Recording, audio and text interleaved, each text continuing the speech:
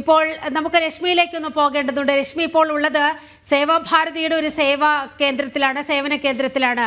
രശ്മി, നഗരത്തിലുടനീളം 16 കേന്ദ്രങ്ങളാണ് സേവാഭാരതി ഒരുക്കിയിരിക്കുന്നത് എന്നാണ് മനസ്സിലാക്കുന്നത്. നമുക്കറിയാം, ഈ ആറ്റുകാൽ പൊങ്കാലയുടെ എല്ലാവിധ പ്രവർത്തനങ്ങളും അവർക്ക് വേണ്ട ഇവിടെ എത്തുന്ന ഭക്തലക്ഷങ്ങൾ, സ്ത്രീകളായ ഭക്തലക്ഷങ്ങൾക്ക് വേണ്ടി എല്ലാ സഹായവും ചെയ്തു തരുന്നതിൽ ഒന്നാമത് നിൽക്കുന്നത്, സർക്കാർ സംവിധാനങ്ങളെ പോലും കടത്തിവെട്ടുന്ന രീതിയിൽ ഒന്നാമത് നിൽക്കുന്നത് സേവാഭാരതി തന്നെയാണ്.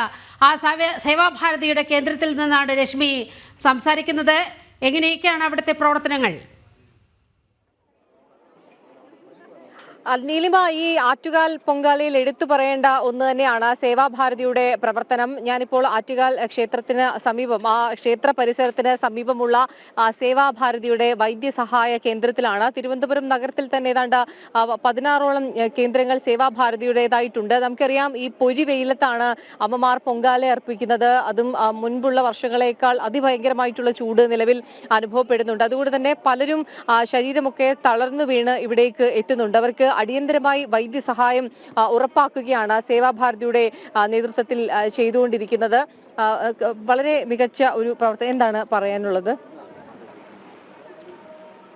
സേവാഭാരതി കേരളത്തിലെ പ്രവർത്തനം ആരംഭിച്ചിട്ട് 1980 മുതലാണ്. അന്ന് മുതൽ ഇന്ന് വരെയും എല്ലാ ആറ്റുകാൽ പൊങ്കാലയ്ക്കും ഞങ്ങളുടെ പ്രവർത്തകരും ഡോക്ടർമാരും എല്ലാ വോളണ്ടിയേഴ്സും എല്ലാ പേരും തന്നെ പൂർണ്ണ സമയവും ഇവിടെ പ്രവർത്തനത്തിലാണ്. ആരോഗ്യ മേഖലയായിരുന്നാലും മറ്റേത് സേവന മേഖലയായിരുന്നാലും ഞങ്ങളിവിടെയുണ്ട്. നമ്മുടെ വർഷങ്ങൾ കൊണ്ടുള്ള ഡോക്ടറാണ് സാർ. ഇനി ബാക്കി സാർ പറയും.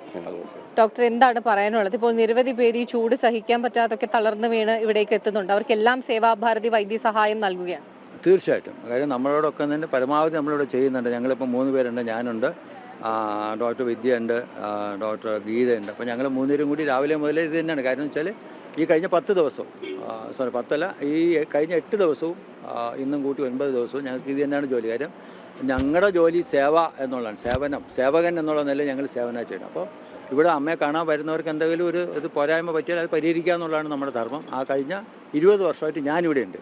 അപ്പോൾ അദ്ദേഹം പറഞ്ഞ പോലെ സേവാഭാരതിയുടെ പ്രവർത്തനം ഇവിടെ തുടങ്ങിയിട്ട് ഏകദേശം 40ഓളം വർഷമായി. ഇതിൽ 20 വർഷവും ഞാൻ എല്ലാ സീസണിലും ഈ 10 ദിവസവും ഞാനും നമ്മുടെ മോഹൻ ചേട്ടനും ഇവിടെ ഒരു എന്തോ പറയാൻ അമ്മയുടെ കീഴിലിരുന്ന് സേവനം ചെയ്യാന്ന് പറഞ്ഞാൽ ആ ഒരു പുണ്യപ്രവൃത്തി ചെയ്യുകയാണ്. അത് ശരിക്കും പറഞ്ഞാൽ അത് സായുജ്യം കൂടിയാണ്.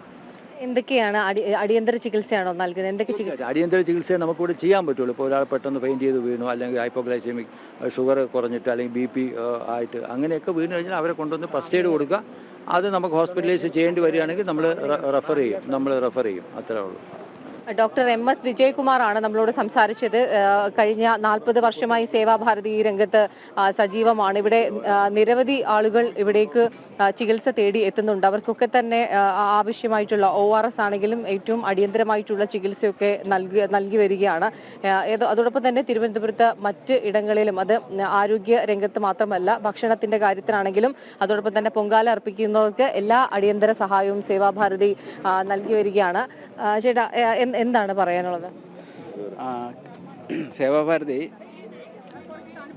കഴിഞ്ഞ ഒത്തിരി നാളുകളായിട്ട് ഈ പൊതുസമൂഹത്ത് പ്രവർത്തിക്കുന്ന ഒരു സംഘടനയാണ്.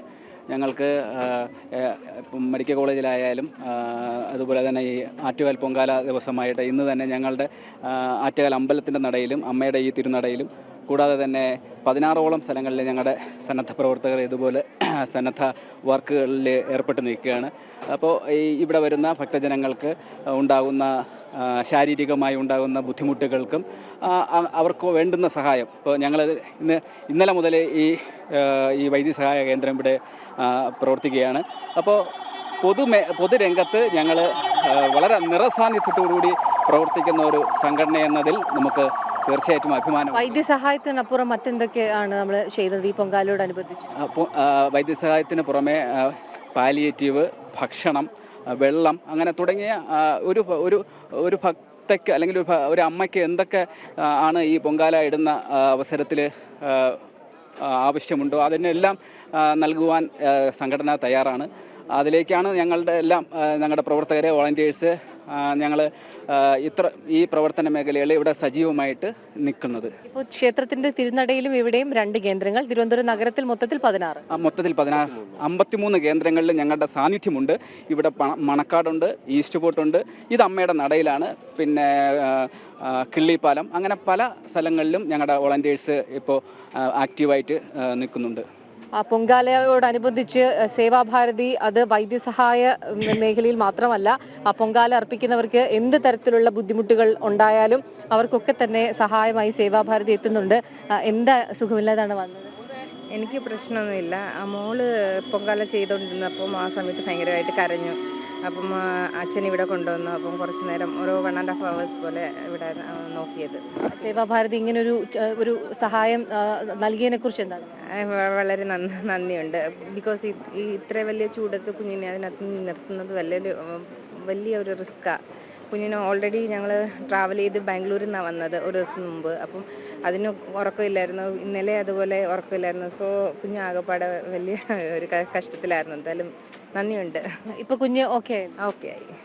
അതെ, അങ്ങനെയാണ്. ഈ ചെറിയ കുഞ്ഞുങ്ങളായിട്ടൊക്കെ അമ്മമാർ എത്തുന്നുണ്ട്. ഒപ്പം തന്നെ വളരെ പ്രായമായവരൊക്കെ ഉണ്ട്. അവർക്കൊക്കെ വൈദ്യസഹായം ഉറപ്പു നൽകുകയാണ് സേവാഭാരതി. അതോടൊപ്പം തന്നെ വിവിധ കേന്ദ്രങ്ങളിൽ, കിള്ളിപ്പാലം, ക്ഷേത്രത്തിന്റെ തിരുനട, അതോടൊപ്പം തന്നെ മറ്റ് പല കേന്ദ്രങ്ങളിൽ ഇത്തരത്തിൽ സേവാഭാരതിയുടെ വോളണ്ടിയേഴ്സ് പ്രവർത്തിക്കുന്നുണ്ട്. അവർക്ക് അടിയന്തരമായി ഭക്ഷണം എത്തിക്കുകയാണെങ്കിലും അല്ലെങ്കിൽ കുടിവെള്ളം എത്തിക്കുകയാണെങ്കിലും ഏറ്റവും അടിയന്തരമായി വൈദ്യസഹായം എത്തിക്കുന്നതിനൊക്കെ തന്നെ മുന്നിൽ നിന്ന് പ്രവർത്തിക്കുകയാണ് സേവാഭാരതിയുടെ പ്രവർത്തകർ.